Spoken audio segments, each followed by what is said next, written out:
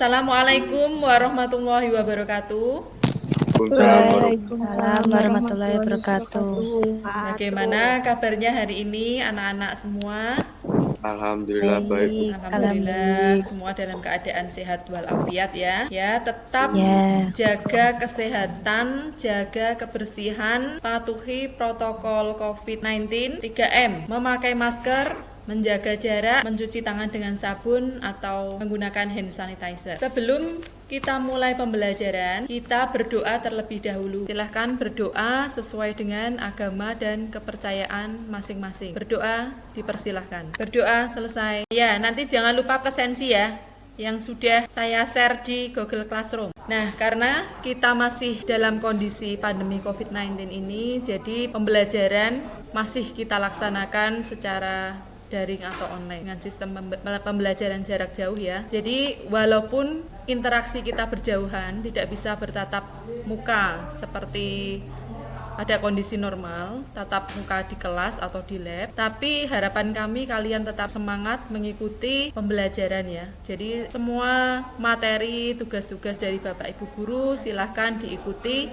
dikerjakan dengan sebaik-baiknya. Nah, kemarin kita sudah belajar tentang field, record, dan tabel. Siapa yang masih ingat materi pelajaran yang pertemuan kemarin? Ya, silahkan. Pertemuan kemarin kan kita belajar tentang materi files, record, dan tabel pada basis data, Contoh penggunaan basis data di lingkungan sekolah. yaitu pada aplikasi sistem akademik dan pada aplikasi sistem perpustakaan.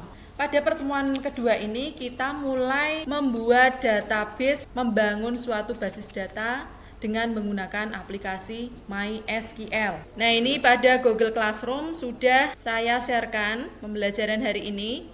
Kompetensi dasar menerapkan rekod tabel dan field, kemudian untuk keterampilannya membuat rekod tabel dan field.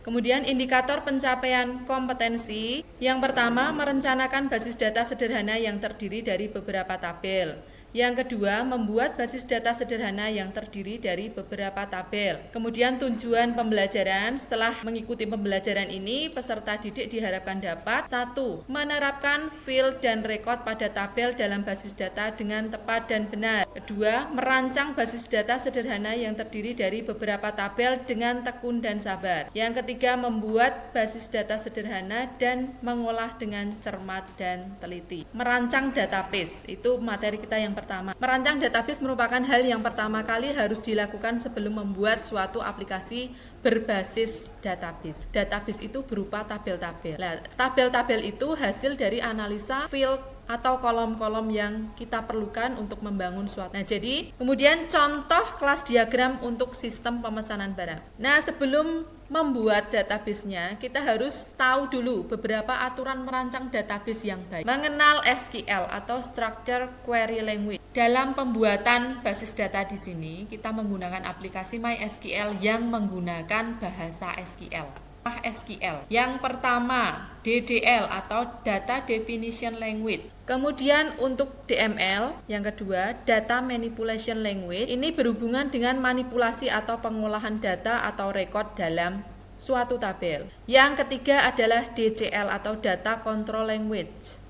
Ini merupakan perintah SQL yang berhubungan dengan manipulasi user dan hak akses. Latihan-latihan soal yang di sini sinkron dengan yang ada di LKPD maupun penilaian keterampilan. Lembar kerja peserta didik ini membantu kalian dalam melaksanakan praktek. Jadi kompetensi dasarnya sama, kemudian indikator pencapaian kompetensinya juga disebutkan, tujuan pembelajarannya juga disebutkan, alat dan bahan. Dalam mengakses atau menggunakan aplikasi MySQL untuk pembuatan database, apa saja sih yang kita butuhkan? Alat yang pertama komputer atau laptop.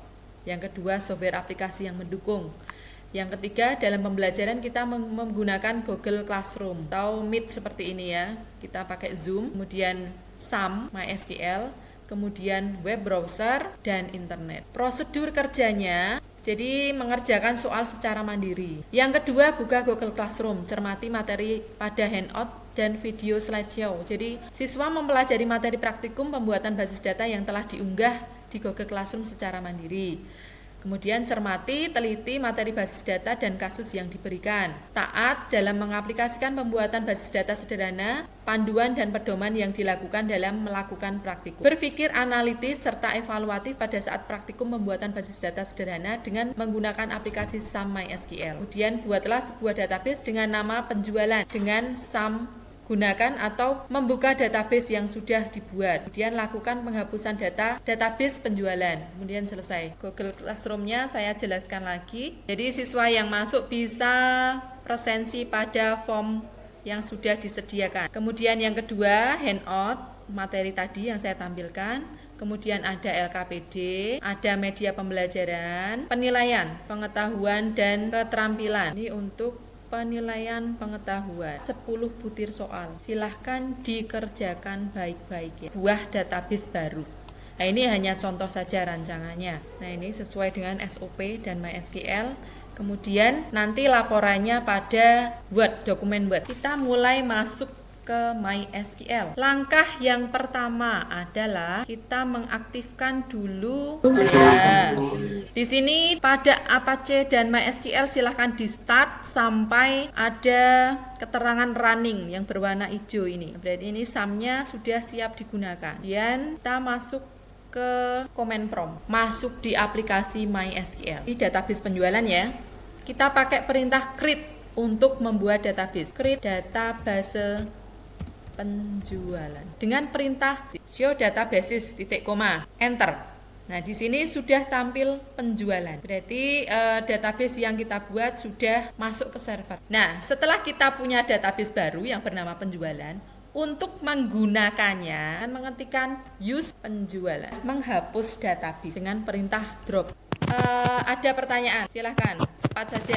Selain pakai CMD buat database itu pakai apa, Bu? Kita bisa menggunakan PHP MyAdmin. Nama database itu bisa dirubah nggak? Ya, kalau pada MySQL nama database itu tidak bisa dirubah. Jika kita mau merubah pada MySQL, kita harus melakukan drop dulu, baru ekspor impor pada PHP MyAdmin. Itu baru bisa dirubah namanya. Masuk pada kegiatan refleks. Jadi setelah mengikuti pembelajaran hari ini, belajar tentang Kita dapat membuat database menggunakan command prompt dengan bahasa SQL. sudah Tadi belajar. buat perintah pakai create.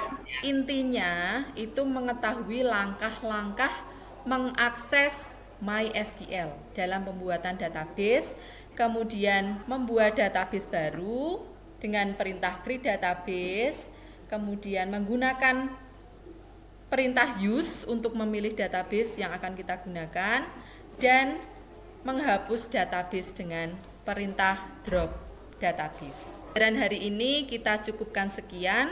Nanti pada pertemuan ketiga kita mulai membuat tabel. Mengakhiri pembelajaran, kita berdoa dulu. Semoga ilmu yang kita dapatkan bermanfaat. Amin. Silakan berdoa menurut agama dan kepercayaan masing-masing. Berdoa dimulai. Berdoa selesai.